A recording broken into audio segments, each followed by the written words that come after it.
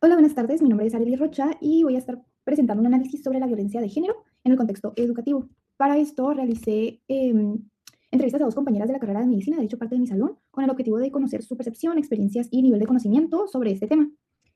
Sabemos que la violencia de género es una problemática social muy importante y no solo ocurre en espacios públicos, sino también dentro de instituciones educativas.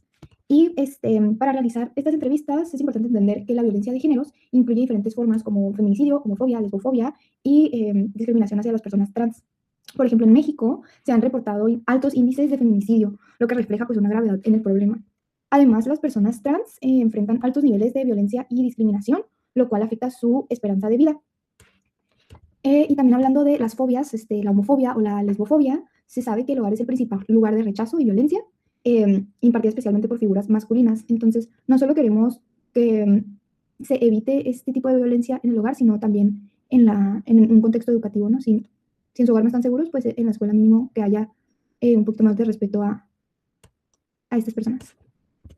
Hablando de la violencia de género, para definirlo, las Naciones Unidas menciona que es todo acto de violencia basada en género que tiene como resultado un posible o real daño, ya sea físico, sexual, psicológico, incluidas las amenazas, la coerción, la privación arbitraria de la libertad, y ya sea que ocurra en un lugar público o en un lugar privado. Y bueno, esta es la evidencia de que sí realicé las entrevistas y en el análisis me voy a estar enfocando en estas preguntas clave, en su percepción sobre la violencia de género, si supieron relacionar estas problemáticas en el contexto escolar, si los entrevistados sabían la diferencia entre estos términos y si estaban conscientes de que estos son casos de violencia de género. Y por último, contestar si yo creo que es importante informar a la comunidad de este tema, pues cómo lo haría. Entonces, yéndome pregunta por pregunta, se preguntó si pueden definir el género y si en su experiencia, pues qué son los conflictos de género. Alana no me supo responder muy bien qué es género, pero me contestó muy bien qué es pues, los conflictos de género. Y igual Carla, ella me supo contestar todo súper bien. De hecho, ella es enfermera, tiene 30 años, entonces ella lo aplicó a un contexto hospitalario. En el tema del contexto, en el conflicto de género, pues sería como, por ejemplo, ella dijo la violencia obstétrica. Ella ha visto pues cómo un médico puede ser grosero ante las mujeres, pero no ante los hombres, y cómo existen estas brechas médicas entre los pacientes y entre los profesionales de diferentes áreas específicamente relacionados con su género o su sexo. Ambas, con la siguiente pregunta, me supieron contestar muy bien qué es feminicidio. Creo que también es relevante que ambas son mujeres y ambas están conscientes de que el feminicidio es una problemática demasiado real, especialmente en México, y están bastante conscientes de qué es. En las siguientes preguntas de definir homofobia y lesbofobia, la verdad hicieron un gran trabajo definiéndolo un poquito básico, pero saben qué es. También me pudieron definir qué es transgénero. Ellas mencionan pues es esta transición, este cambio de un sexo a otro sexo. Aquí es interesante cómo usan género y sexo como intercambiablemente. Sabemos con los textos anteriores, o sea, en tareas pasadas, que sí se pueden utilizar intercambiablemente, pero creo que el género tiene un contexto más cultural e incluso sociopolítico, y el sexo pues es algo más biológico, ¿no? Es interesante. En las últimas dos preguntas, en el contexto como de la universidad, de si creen que existe discriminación por género y si han presenciado algún caso, ambas coinciden que sí existe esta discriminación, aunque no lo presencien personalmente, pero que está oculto en comentarios, chistes. Y Carla explica que en su contexto de su primera carrera, que es enfermería, sí se notaba mucho la diferencia de la actitud de las enfermeras hacia un estudiante mujer que hacia un estudiante varón. Y, por ejemplo, si una mujer cometía, bueno, pone que la mujer y el varón, bueno, la estudiante mujer y el varón cometían el mismo error, a la mujer se le castigaba más o se le castigaba en comparación con el varón que ya sea no se le castigaba o se le castigaba en menor, eh, sí, en menor castigo.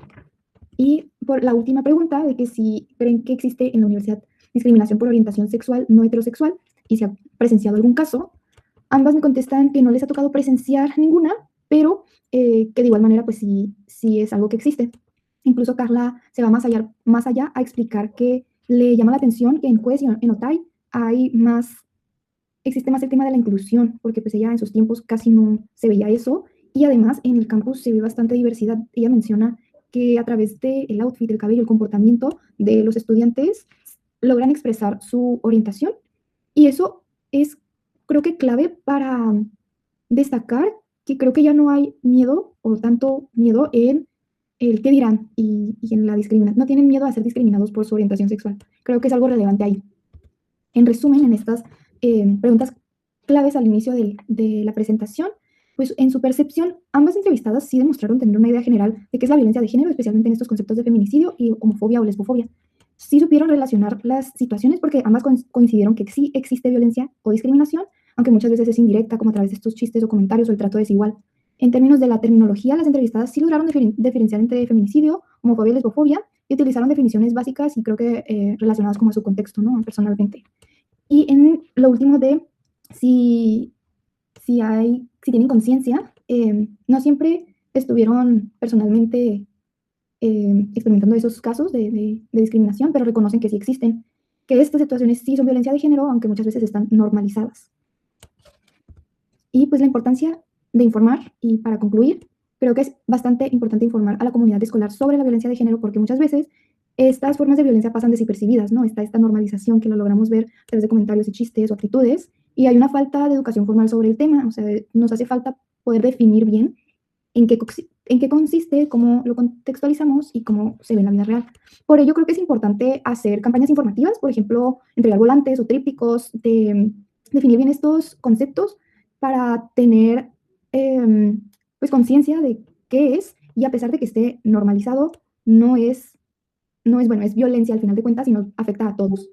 Además, creo que crear espacios de diálogo dentro de la universidad es otra manera, porque así puede haber discursos o puede haber presentaciones o paneles de discusión para abrir estos temas y que haya más información al respecto. Y por último, aunque sabemos que existe cierta conciencia sobre la violencia de género, como lo vimos con las entrevistadas, aún hay áreas de oportunidad en la educación y sensibilización dentro del entorno universitario, porque esta es una violencia sigilosa, que está normalizada, pero poco a poco debemos de ir yendo contra esto. Y por último, esto sería todo por mí. Gracias por su atención y estas son mis referencias. Gracias. Bonito día.